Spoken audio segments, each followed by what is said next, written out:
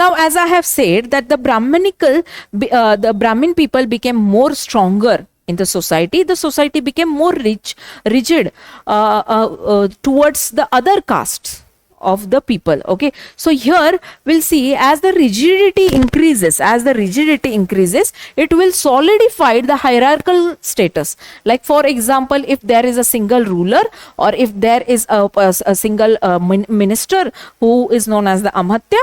Okay, now this amatya, after the retirement, would be positioning, or would be having his son only to sit on that particular chair, or to sit on that particular profile or the position. So the hierarchical system, okay, so the Brahmin will be followed by a Brahmin, and the Kshatriya would be followed by the Kshatriya. So the other Shudras and the Vaishyas wouldn't be getting any of the chance to have the higher profile, even though they would be quite intelligent, even though they would be quite active for that particular work.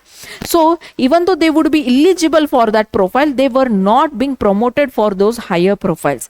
And this was the major thing why we'll see that the higher profiles would be turning towards the hierarchical profiles. Okay, so here this was the major challenge, political challenge, which resulted in the decline of the Gupta period very soon. Okay, now we know. Yes. Okay. So here we know that the subcaste system was being carried out during the Gupta period. Okay. So what was the subcaste system? Now let's suppose there is one sect. Okay, there is one class, that is Kshatriya class. Okay, so within this Kshatriya class there was subcasting. Like, for example, in your if your grandfather would be talking about the subcaste, you would be knowing that in a particular religion there are different kind of hierarchies or the layers. Who is the most prominent, who is the less prominent, and who is the least prominent.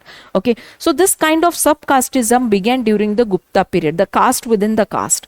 Now especially there is an evidence in the literary sources that whenever the foreigners, okay, the travelers came into India, okay, and they resided in India, okay, so the Brahmins were the first to promote them. Okay, Brahmins were the first to include them in the Hinduism. Why? Because they were observing that the Hinduism was getting less well known due to the emergence of Buddhism and Jainism. So due to that insecurity, due to that jealousy, what Brahmin people will be doing? Brahmin people will be including the foreigners in the Hinduism. Okay, so here we'll be seeing the subcasteism, that the foreigners would be putted in the different clan system. Okay, so here the first evidence is that the subcasteism began. Okay, here the caste system was proliferated, okay, by the foreigners. Okay, after that the second was the absorption of the tribals through the land grants. Now if you remember, when we were discussing about the provincial and local administration, we had discussed, or the economical status of the Gupta period, we had discussed about the land grant system. Okay, land grant system that was evident during the Gupta period. And who got this land? The Brahmins got this land. Okay, right from their ruler, their contemporary ruler. So you will see that when they will get the land, now this land is not empty land, right? That this land would be consisting some kind of forest, some kind of civilization, some kind of the people who are staying there, okay, farmers, peasants, or even tribals. Okay, now when this land was given to the Brahmin people at free of cost, what happened? Brahmin became more greedy.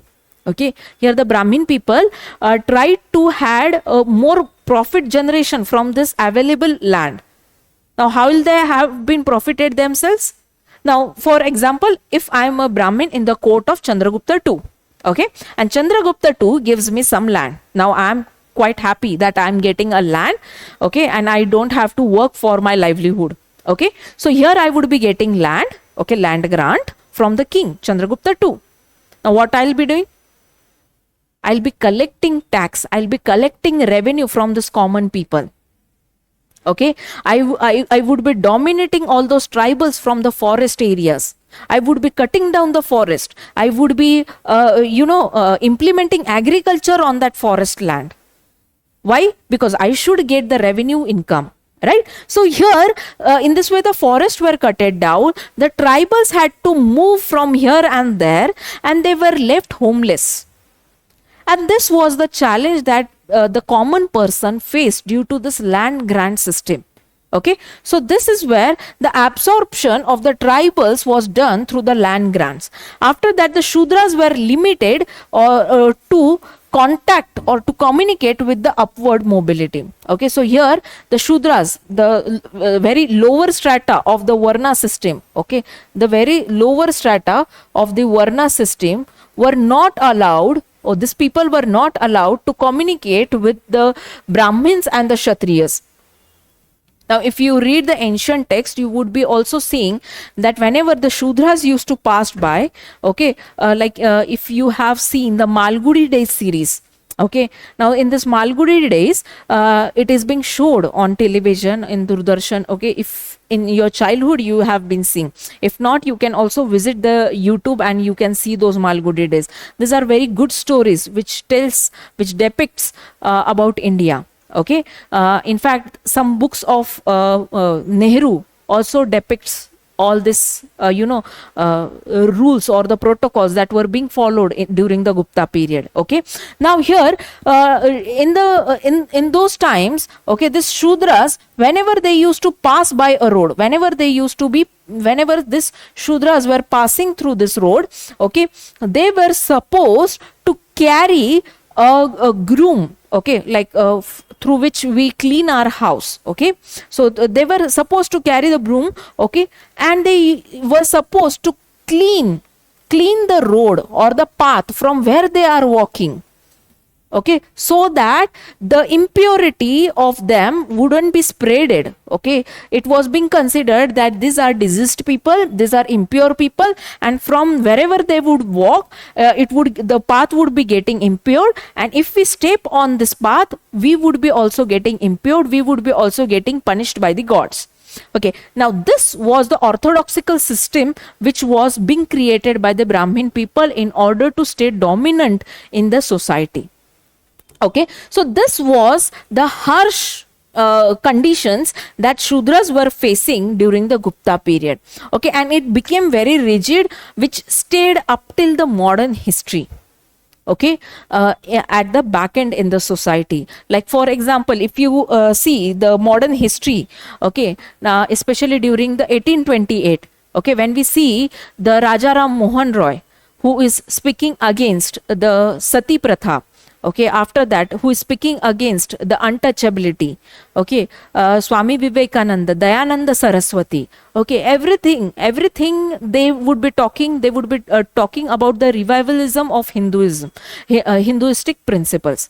Like they would be talking about the Vedas, that the Vedas, which was the ancient to Guptas. Okay, now the Gupta is the new, just it is being forming now. But before Gupta, it was the Vedic age. And in the Vedic text, we don't find any of the evidences of untouchability. Then why you are following this untouchability principles or the rules or the protocols? Why you are following that the Varna system should be cutted into this way? When Veda talked about the Varna system, they divided each of the class of the society based on the activities that they are performing to hold the economy together. Okay, the responsibilities and the activities were being divided in the 4 different forms, and it was not the caste which was divided. So they would try to revive the Vedic literature. Okay, so again the Rajaram Mohan Roy would be also talking around the Vedics. Okay, Swami Vivekananda would be also talking about the origins of the Hinduism, that it is quite pure, the principles are quite pure, but it is some of the profit making, profit oriented mindset which had created such deviances in the society. Okay, so this was being presented in the modern India. Okay, you would be studying it in the modern Indian history.